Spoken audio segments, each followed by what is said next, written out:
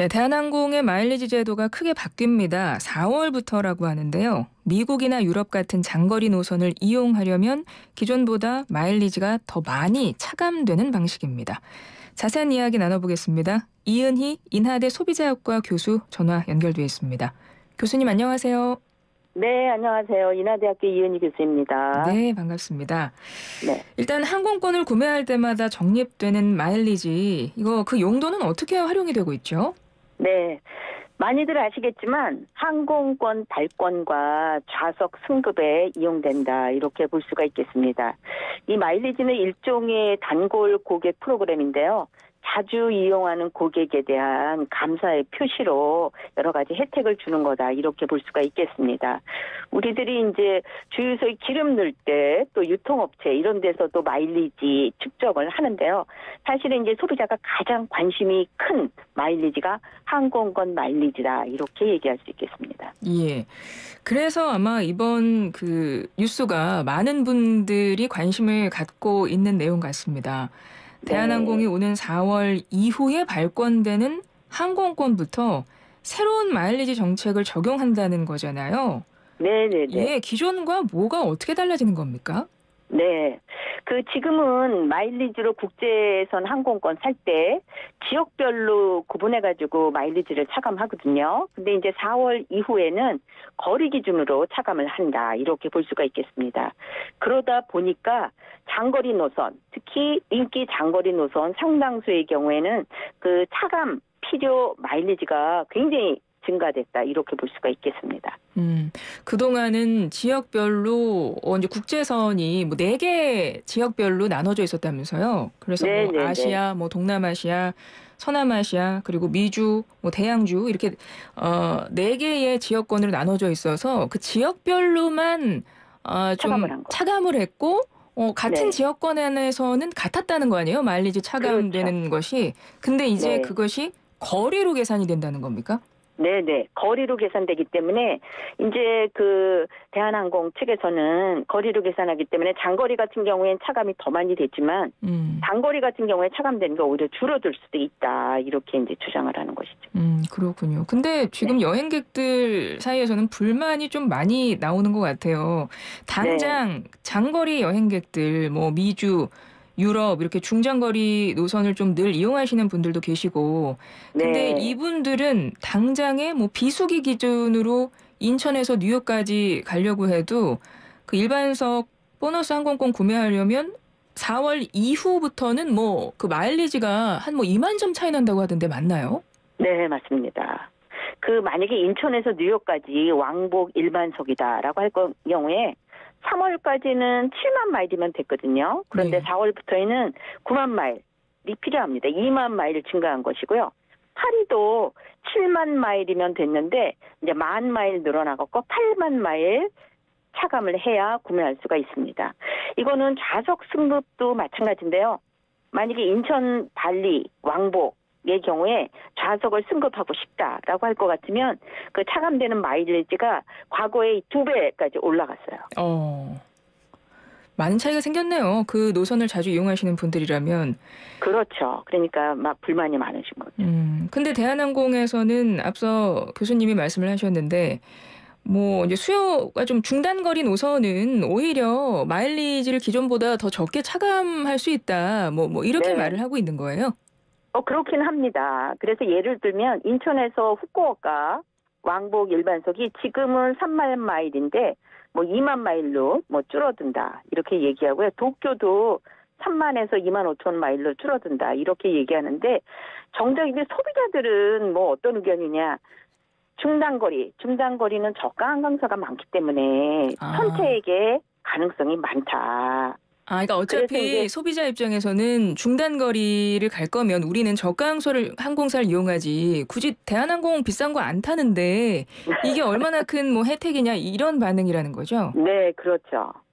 그런데 이제 대한항공에서는 2019년에 이 보너스 항공권 이용한 회원을 뭐 분석을 해봤대요. 그랬더니 24%가 장거리 노선을 이용을 하고 나머지는 중단거리 항공권을 이용을 하더라. 그러니까 이 중단거리는 마일리지가 줄어드는 거니까 자기들은 더 많은 혜택을 소비자들한테 제공하는 것이다. 이렇게 얘기하는데 정작 소비자들은 그렇게 생각하지 않는다. 이렇게 볼 수가 있습니다. 근데 대한항공에서 이렇게 마일리지 정책을 바꾼 이유는 뭐 근본적으로 이유에 대해서는 설명을 하고 있을 것 같은데요.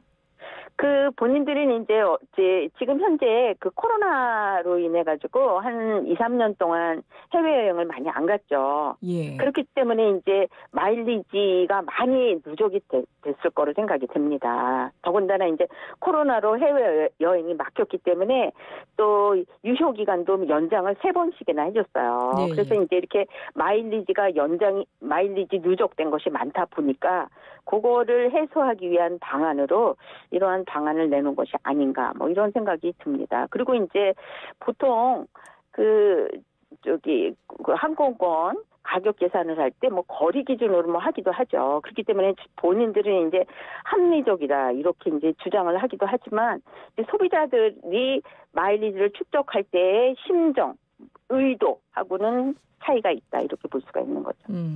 앞서 교수님께서 이 마일리지 제도에 대해서 설명을 해주실 때 그러셨거든요. 자주 이 항공사를 이용해주는 우수 고객들을 위해서 감사의 네. 표시로 준비한 이제 혜택으로 그동안 네. 우리가 받아들였기 때문에 사실은 그 취지로 본다면 이번 그 제도 개편의 방안은 조금 더 항공사 측에서는 조금 더 현실화한 부분이 좀 있는 거네요. 현실한 부분이 있지만 예. 또 이게 이제 기업의 매출이라는 게 재구매, 재사용하는 고객들이 제일 고마운 고객들이거든요. 그렇죠. 그렇죠. 어쩌다 한번 와서 써보고 뭐 또 다른 브랜드로 가는 고객들은 진짜 기업에 도움이 되는 고객은 아니라고 볼 수가 있어요. 그래서 이렇게 계속적으로 재구매, 재사용을 하는 고객한테 감사의 표시로 혹은 재구매, 재사용을 유도하기 위해서 이러한 제도를 마련했다라고 할 것 같으면 그 비용적으로 조금 부담이 된다거나 좀 문제가 있다. 코로나로 인해서 너무 누적이 됐다. 그렇다 하더라도 고객에 대해서 처음에 그 한 약속은 그대로 지키는 것이 바람직하다. 이렇게 볼 수가 있겠습니다. 그렇군요. 근데 또 항공사 측에서는 이 마일리지 제도 변경에 대해서 불만이 커지니까 그 외에 뭐 마일리지 사용처를 우리가 훨씬 더 넓히겠다. 이런 방안도 내놓은 것 같던데요. 근데 이제 소비자들이 그 항공사 마일리지를 축적을 할 때는 그 항공이나 해외와 관련된 그러한 용도로 사용하고 싶지 국내에서 손쉽게 구매할 수 있는 뭐 그런 것들로 항공사 마일리지를 사용하고 싶은 소비자는 별로 없을 것이다. 이렇게 생각을 합니다. 보니까 네네네 말씀하세요. 네네. 대한항공이 그 작년 1월에 이마트하고 그다음에 11월부터는 이제 메리어트 호텔 교보문고하고 제휴를 맺었다고 그래요. 그래서 이제 그동안 코로나로 인해서 그 소비가 되지 않는 마일리지의 그 사용처를 다양화하겠다라는 의사표시는 했지만 결국은 이 소비자 입장에서는 항공권 마일리지가 아니고 그냥 국내에서 손쉽게 구매할 수 있는 걸 굳이 이렇게 어렵게 모아놓은 항공권 마일리지로 구매하고 싶은 소비자는 아무도 없다 이렇게 생각이 들고요. 또 하나 이제 말씀드릴 거는 네네. 그 마일리지 좌석이 전체 공급 좌석의 5% 이상을 해라. 이렇게 이제 국토교통부가 권고를 합니다. 그런데 마일리지로 항공권 예약해 보신 분들은 알겠지만 예약하려면 이미 다 예약이 다 돼 있어요. 거의 그렇죠. 그냥 예약이 쉽지가 않습니다. 맞아요. 그럼 소비자가 마일리지가 사용되지 않고 있는 마일리지가 남아있는 거는 예약이 어려워서 남아있는 경우도 상당히 많거든요. 그런 걸 갖다가 이제 마일리지 누적이 많으니까 그거를 뭐 차감을 더 하겠다. 다양한 용도로 사용을 유도하겠다라고 하는 것은 소비자의 그 단골 고객의 마음을 헤아리지 못하는 것이다. 이렇게 생각합니다. 그러니까 교수님은 첫 번째 처음에 이 마일리지 제도의 본 취지하고도 맞지 않고 실질적으로 이번에 소비자들의 그 불만 사항도 어느 정도 소비자들 마음은 충분히 이해가 되는 부분이 있다는 말씀이신 거잖아요. 네, 그렇죠. 예. 그러면 이런 부분에 대해서 혹시 정부에서는 뭐 어떤 취할 수 있는 조치 같은 게 있을까요? 만약에 이제 마일리지에 대해서 뭔가 변경을 하려고 하면 이 약관을 변경을 해야 됩니다. 그래서 이제 가끔 뭐 이메일로도 오고 그래요. 그런데 이제 반대 의견이 있는 사람은 나는 반대합니다. 딱 이렇게 보내야 되는데 소비자들이 그냥 바쁘니까 그냥 건성 넘어가는 경우가 많아요. 그러니까 이제 기업의 입장에서는 이 약관 변경에 대해서 반대하시는 분은 의견 내시라 했는데 별로 반대하는 사람이 없어요. 그러면 이제 이거는 그냥 통과됐다 이렇게 하는 것이죠. 아니 그러면 지금 교수님 말씀은 이제 우리가 약관을 이렇게 변경하겠습니다 하고 고객들한테 어떤 뭐 제휴사든 다 보내잖아요, 원래. 동의하는지를 동의 여부를 물어보잖아요. 네. 그러면 소비자들이 그 부분에서 동의하지 않는다라고 명확하게 뭐 표시를 하면 이게 뭐 바뀔 가능성이 있거나 그런 건 아니지 않아요? 그런데 이제 실질적으로 소비자들이 그 구매해야 되는 물건도 많잖아요. 그리고 하는 일도 많고 그렇기 때문에 이런 것들을 그냥 아주 꼼꼼히 따져가지고 동의합니다, 반대합니다 이렇게 잘 못 보내세요. 못 보내세요. 그리고 이제 소비자들이 이렇게 모여 있는 가운데 찬성하는 사람 손 드세요, 반대하는 사람 손 드세요. 그러면 반대 의견이 쫙 모이지만 이렇게 개별적으로 보내기 때문에 그러니까 별로 실질적으로 의미가 없다 이런 말씀이신 거잖아요. 그렇죠. 소비자 입장에서 반대하는 사람들이 많다 하더라도 그 의견이 반대 의견이 고지고대로 잘 모이기가 쉽지가 않습니다. 아 그렇군요. 네. 그리고 보니까 이런 뉴스도 있어요. 지난 2020년이었죠. 마일리지 개편안 좀 부당하다고 공정거래위원회에 약관 심사 청구 들어가는 거 있잖아요. 네. 그거 아직 결과 안 나왔죠. 네. 일단은 제가 이제 약관 변경에 대해서 말씀을 드렸잖아요. 네네. 그런데 이제 만약에 어떠한 똑똑한 소비자가 계셔가지고 이 약관 문제가 있다. 그래서 불공정한지 공정한지 심사해달라. 또 공정위 이제 할 수가 있어요.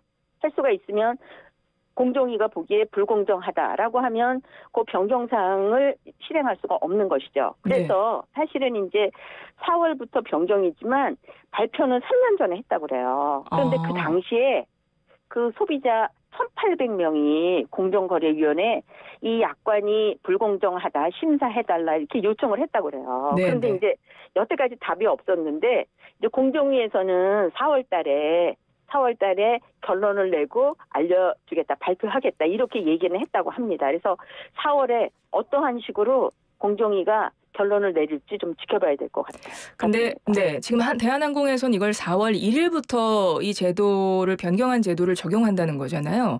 네, 그렇죠. 그러면 4월에 뭐 공정거래위원회에 그 결과가 나오면 뭔가 변화가 있을 수 있겠습니까? 그러니까 그 전에 공정거래위원회에서 이 약관이 불공정한지 공정한지 판단을 좀 잘 하셔가지고 빨리 발표를 해주시면 더 바람직하겠다 이렇게 생각합니다. 그러니까 4월 전에 이 변화된 마일리지 제도를 적용한다는 4월 1일이 되기 전에 좀 그 결과가 나오면 공정거래위원회에 이 마일리지 개편안이 부당하다고 낸 약관 심사 청구 결과가 그 전에 좀 나와주면 좋겠다 이런 입장이신 거고요. 네네. 예, 그리고 지금 이 내용 말고도 지금 대한항공이 지금 이용자들에 대한 마일리지 혜택 축소도 문제긴 문제인데 그보다 대한항공과 아시아나 인수합병 승인 받고 있는 이 내용 있잖아요. 네네네. 이것도 지금 매우 우려스럽게 보는 시각이 많던데요. 이 부분에 대해서는 어떻게 생각하십니까? 그 1년 전에 우리나라 공정거래위원회에서 승인이 됐어요. 그런데 이제 어떤 승인이야? 조건부 승인입니다. 조건부 승인. 그래서 그 조건 중에 중요한 거에 대해서는 제가 좀 이따 말씀드릴 텐데 일단 우리나라에서 승인이 됐다 하더라도 비행기는 다른 나라 공항에도 왔다 갔다 해야 되기 때문에 해외 경쟁 당국의 승인을 또 받아야 됩니다. 네, 해외 기업 결합 심사 이거 신청을 해야 되는 거잖아요. 그렇죠. 그런데 이제 지금 중국에서는 승인이 났다고 그래요. 그런데 이제 또 필수국에 해당되는 미국, 일본, 뭐 EU 뭐 이런 곳에 승인이 남아 있다고 이렇게 얘기를 하는데요. 그 중에서 이제 EU가 제일 까다로워가지고 EU의 승인이 어떻게 될 건지 그게 이제 제일 관건이다 이렇게 볼 수가 있고요. 또 하나 이제 드릴 말씀은 이게 이제 인수합병이 되면 경쟁이 제한되는 거죠. 다시 말하면 경쟁이 1위 기업과 2위 기업이 합쳐지는 거기 때문에 거의 독과점에 해당하는 그러한 효과가 있다. 이렇게 볼 수가 있는데요. 네. 이 독과점은 소비자의 권리나 혜택이 침해될 가능성이 굉장히 큰 시장이다. 이렇게 말씀드릴 수가 있어요. 그렇기 때문에 이제 이렇게 인수합병이 승인이 되면 경쟁 제한 효과가 발생할 가능성이 큰데 이렇게 경쟁이 제한되면 소비자의 권리나 혜택이 침해될 가능성도 굉장히 크다. 이렇게 봐가지고요. 작년에 그 조건부 승인이 이루어질 때 우리나라 공정거래위원회에서 그 조건 중에 하나가 뭐냐면 2019년보다 각 회사, 다시 말하면 대한항공과 아시아나의 마일리지 제도가 불리하게 변경되지 않아야 한다라는 조건도 있었다고 합니다. 아, 그래요? 네, 그러면 이게 지금 통합하는 거 아니지 인수합병되는 과정에서 이거를 변경한다고 하는 거는 이게 허락되면 안 될 것 같은데요. 공정거래위원회가 어떻게 나올지 그러게요. 좀, 네, 관심사인 것 같아요.